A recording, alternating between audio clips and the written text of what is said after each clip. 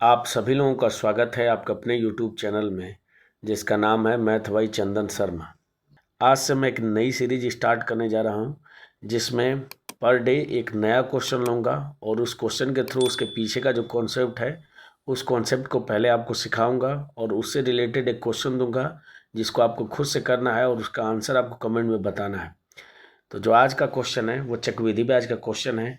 Question कह रहा है कि 4096 रुपये की राशि पर 2.5 वर्षों के लिए 15% वार्षिक दर से चक्रवृद्धि ब्याज क्या होगा यदि ब्याज हर 10 महीने में संयोजित होता है। तो देखिए, चूंकि जो रेट आपको दिया है वो कितना दिया है, तो 15% वार्षिक है। तो ये वार्षिक यानी कि ये 12 महीने का आपको रेट कितना मिल रहा है, तो 15% मिल रहा है। लेकिन आपको निकालना है कि हर 10 महीने में। तो यहाँ से अगर 1 महीने का निकालूंगा तो ये हो जाएगा 15/12 हो जाएगा। और अगर मैं 10 महीने का निकालता हूँ तो दोनों तरफ मैं 10 से गुणा कर दूंगा, तो ये कितना हो जाएगा, तो 10 हो जाएगा। सिंप्लीफाई करूंगा तो 3×5 = 15 हो जाएगा, 3×4 = 12 हो जाएगा। 2 से कट करूंगा तो 2×2 = 4 हो जाएगा, 2×5 = 10 हो जाएगा। तो ऊपर कितना हो जाएगा, तो 5×5 = 25/2% हो जाएगा। परसेंट हटाते हैं तो मैं आपको बता चुका हूँ कि 100 से भाग करते हैं, तो इसको मैं लिख सकता हूँ 25/2 × 100 लिख दूंगा। तो 25 से भाग करूंगा तो 4 बार चला जाएगा, यानी कि 1/8 क्या हो जाएगा, उस रेट की क्या हो जाएगी, फ्रैक्शन वैल्यू हो जाएगी। अब आते हैं वापस क्वेश्चन पे। तो राशि कितनी है, तो 4096 की राशि है।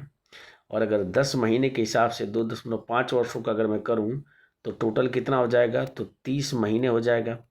और इस 30 महीने का तो 10-10 महीने के हिसाब से अगर करूंगा तो इस तरीके से 3 बनेंगे आपको। तो मैं क्या कर लेता हूँ, निकाल देता हूँ।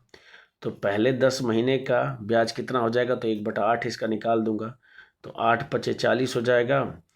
4096 में 8 से भाग कर देता हूँ, तो 8 में 8 हो जाएगा, 8×2 = 16 हो जाएगा। दूसरे 10 महीने में 512 मिलेगा और तीसरे 10 महीने में भी 512 मिलेगा। अभी जो पहले 10 महीने में 512 मिला है वो दूसरे महीने मूलधन का काम करेगा, फिर इस पे 1/8 लग जाएगा। तो कितना हो जाएगा, तो 8×6 = 48 हो जाएगा और 3×32, 8×4 = 32 हो जाएगा। ये भी क्या हो जाएगा, तीसरे 10 महीने के लिए मूलधन का काम करेगा तो इस पे भी 64 मिलेगा। और जो पहला है वो तीसरे महीने के लिए भी मूलधन का काम करेगा तो इस पे भी 64 मिलेगा। अब इस 64 को तीसरे महीने के लिए मूलधन का काम करेगा, इस पे भी 1/8 निकालूंगा तो 8 हो जाएगा। तो ये जो निकल के आ जाएगा वो 30 महीने का ब्याज निकल के आ जाएगा। और इसी की वैल्यू आपसे क्वेश्चन में पूछ रहा था कि चक्रवृद्धि ब्याज कितना होगा। तो जोड़ लीजिए, तो 512 512 512, तो 5×3 = 15, अब बारते हैं 36, यानी कि 1536 हो जाएगा। और 64 में 3 का गुणा करूंगा तो 4×3 = 12 को 2 हो जाएगा, 6×3 = 18 और 1 19 हो जाएगा और 8 हो जाएगा। तीनों को जोड़ लेता हूँ मैं, तो 6×2 = 8 हो जाएगा और 8×8 = 16 को 6 हो जाएगा।